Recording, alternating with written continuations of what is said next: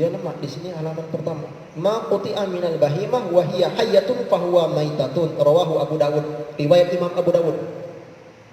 Ma quti'a minal bahimah wa hiya hayyatun fahuwa maitatun.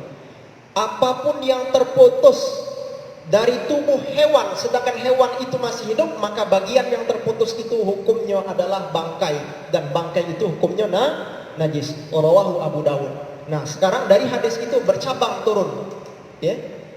Apapun yang terputus dari anggota badan hewan, baik hewan itu halal dimakan atau hewan itu haram dimakan oleh kita, jika badannya terputus, apakah tangannya, kakinya terputus, sedangkan hewannya masih hidup, maka bagian yang terputus yang sudah terpisah itu hukumnya bangkai. Selesai. Jadi kaki, kamu punya kambing, kambing halal apa haram dimakan? Halal dimakan kambing kan?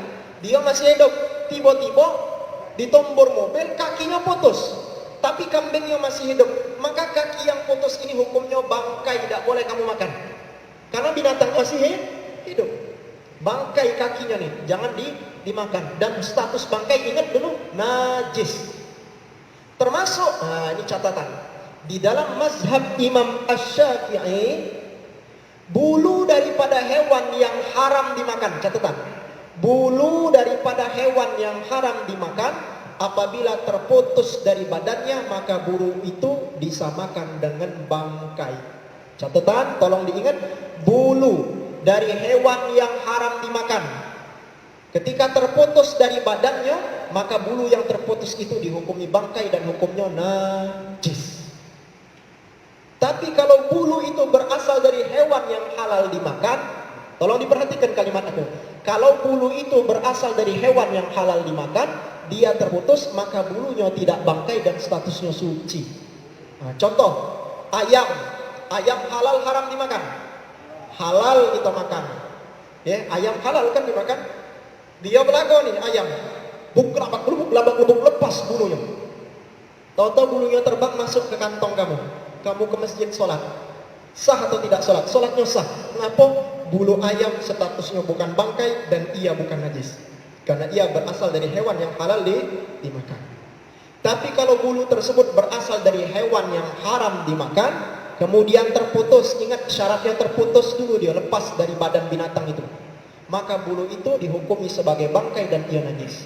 Contoh hewan yang haram dimakan, kucing halal haram dimakan, haram kita makan kucing. Maka ketika kucing itu terlepas bulunya, ingat bulunya lepas dari badannya, lepas, maka bulu yang terlepas itu hukumnya najis, karena dia bangkai. Tapi kucingnya suci. Ingat, kalau bulunya masih nempel, ingat catatannya, kalau bulunya masih nempel di badan kucing itu suci, kita elus-elus, kita gendong, tidak masalah, hukumnya suci. Asal tidak kata kotorannya nempel ya. Jadi kucing itu suci. Nabi ngomong, fa innahu minat tawafina alaikum wa minat tawafat. Sesungguhnya kucing itu suci karena dia termasuk hewan yang ada di sekitar kamu. Itu Nabi ngomong, hadisnya sahih. Nabi ngomong kucing itu suci karena dia termasuk hewan yang ada di sekitar kamu. Ini dalam konteks bulunya kalau masih nempel. Tapi kalau bulunya sudah terputus, berlari ke hadis yang Abu Dawud tadi. Kalau dia berasal dari hewan yang haram dimakan, terputus bulunya, bulu yang terputus itu hukumnya najis. Sehingga bulu kucing yang terputus dari badannya, bulu yang terputus itu hukumnya bangkai dan ia najis. Tapi ada catatan, kata ulama kita mazhab Syafi'i, kalau bulu kucing itu sedikit, putus-putus, nempel di sejadah kita atau nempel di baju kita, kalau jumlahnya sedikit maka dimaafkan. Tapi kalau jumlahnya sudah banyak, bertumpuk banyak bulu kucing di situ, tidak bisa dimaafkan. Jangan kita sholat dengan sejadah itu. Ya, nah, tolong dicatat ini. Ini di dalam mazhab kita Imam Syafi'i. Ya, tapi kalau di dalam mazhab imam lain, misalkan dia ngomong tidak najis itu. Bulu kucing yang terputus tidak najis. Ini mazhab lain. Kita yang Syafi'i dulu lah. Jangan dulu yang lompat-lompat ke lain. Ini masalah nih kawan ini tidak galak dengar ulama. Dia pengen nak balik ke hadis. Kau siapa yang tahu? Kita ni memahami hadis melalui pendapat ulama. Kita ni bukan apa-apa. Jangan-jangan bahasa Arab tidak baca. Nak tiba-tiba nak langsung pakai hadis. Bukan model itu. Kita wajib kembali kepada Quran. Kita wajib kembali kepada Quran dan wajib kembali kepada sunnah menurut pemahaman para ulama salafus saleh. Dalam mazhab Syafi'i sudah ngomong, Imam Syafi'i imam salafus saleh, hidup di bawah 300 Hijriah, imam salaf dia. Di antara pendapatnya bahwa bulu dari hewan yang haram dimakan apabila terputus dari badannya, maka bulu itu menjadi najis.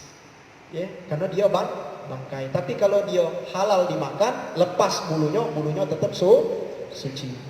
Dikecualikan bulu anjing dan bulu babi. Manapun namanya bulu anjing, bulu babi najis, walaupun masih nempel di badannya tetap najis. Najisnya najis berat, namanya najis mughallazah. Sudah dulu kita bahas. Itu dicatat. Jangan tahu itu hadisnya. Ya, ma quti'a minal bahimah wa hiya hayyatun fa huwa maitatun. Rawahu Abu Dawud. Terima kasih.